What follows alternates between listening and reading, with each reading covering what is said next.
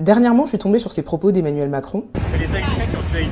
Ils sont complètement cons. Ces propos ont beaucoup choqué. L'entourage du président a expliqué qu'il parlait des responsables haïtiens et non du peuple haïtien. Mais quand bien même, il y avait 2-3 choses que j'avais envie de rappeler, parce que la misère dans laquelle Haïti est plongée depuis des siècles maintenant n'est pas la responsabilité unique des responsables haïtiens. Regardez. Pour commencer, il faut savoir que la grosse raison de la pauvreté historique à Haïti, c'est l'énorme dette coloniale que la France lui a infligée lors de son indépendance. Pour vous la faire simple, Haïti a été une colonie française pendant près de 200 ans, exploitée pour ses ressources, son peuple qui sera réduit en esclavage, et quand Haïti réussit à se rebeller et obtenir son indépendance en 1804, la France va obliger Haïti, sous peine de guerre, de payer une indemnité de 150 millions de francs pour dédommager les colons français et leur perte de leurs esclaves, de leurs terres, bref, de leurs revenus. Mais on oublie de dire que ce n'est pas tout, parce que pour payer cette dette, Haïti, qui venait donc à peine de retrouver sa liberté, a donc forcément eu besoin d'emprunter de l'argent avec de gros taux d'intérêt, et c'est ainsi qu'en réalité le montant initial de 150 millions de francs va se transformer avec le montant des emprunts des taux d'intérêt à plus de 500 millions d'euros en valeur actuelle pour un pays, on le rappelle, qui vient à peine de retrouver sa liberté. Et pour que vous réalisiez l'impact de cette asphyxie financière et de cet endettement, en 1911 par exemple, sur 3 $ perçus par Haïti, plus de 2,5 $, c'est-à-dire 80% des revenus de l'État haïtien, servaient à rembourser la dette coloniale. Et réalisez que ce n'est qu'en 1952 que Haïti a finalement réglé cette dette,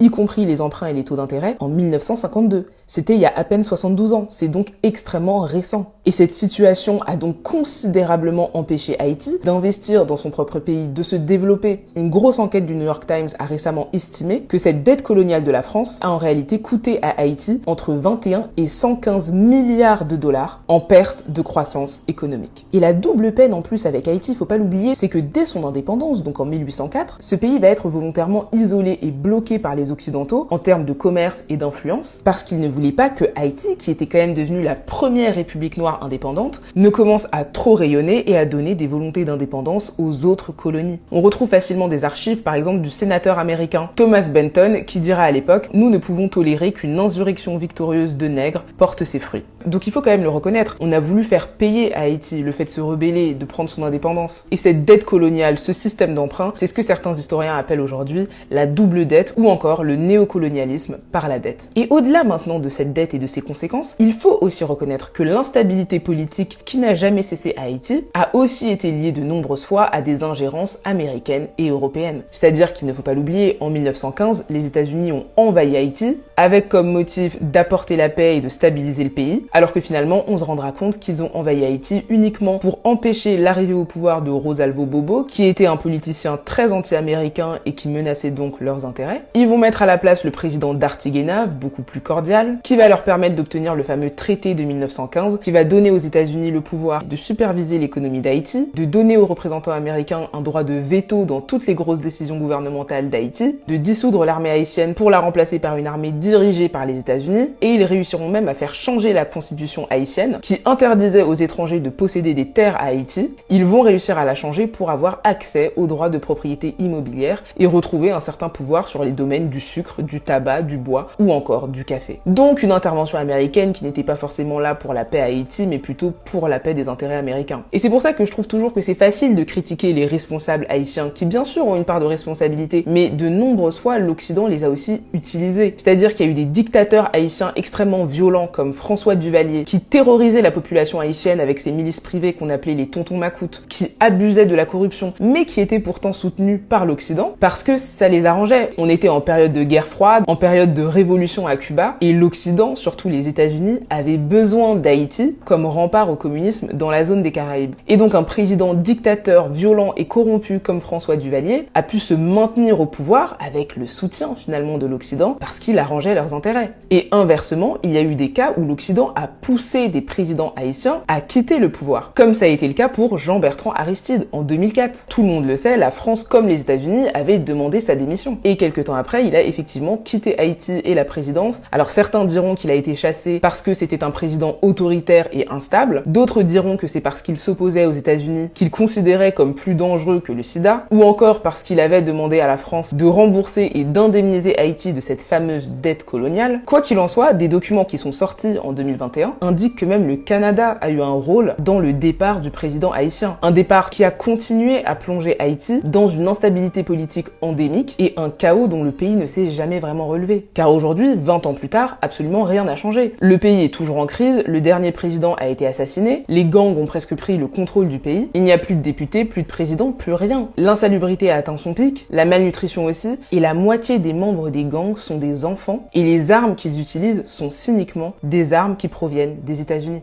Et donc devant un tel bilan, bien sûr qu'on peut remettre en cause et juger la qualité des représentants haïtiens et comment ils ont laissé leur peuple à l'abandon. Ça c'est un fait, l'élite haïtienne est aujourd'hui gangrénée par la corruption et n'est pas à la hauteur au vu de la souffrance de sa population. Et en même temps, pour que les débats soient honnêtes, il ne faut pas nier ou oublier les facteurs qui ont largement aggravé, voire démarré la situation. La dette coloniale qui a asphyxié et endetté Haïti dès le début de son existence. L'isolement volontaire d'Haïti par l'Occident pendant des années. L'invasion américaine, sa mainmise sur Haïti pendant 20 ans, les ingérences multiples par l'Occident qui ont favorisé aussi l'installation de la corruption, mais aussi les déstabilisations multiples dans la politique haïtienne, ainsi que le manque de confiance systématique de la population haïtienne envers ses institutions. Ça, ce sont des faits qu'il faut toujours rappeler dans les débats concernant Haïti, pour que d'une part le débat soit juste, mais surtout pour qu'on puisse tous ensemble comprendre et réfléchir intelligemment sur ce qu'il se passe encore à Haïti.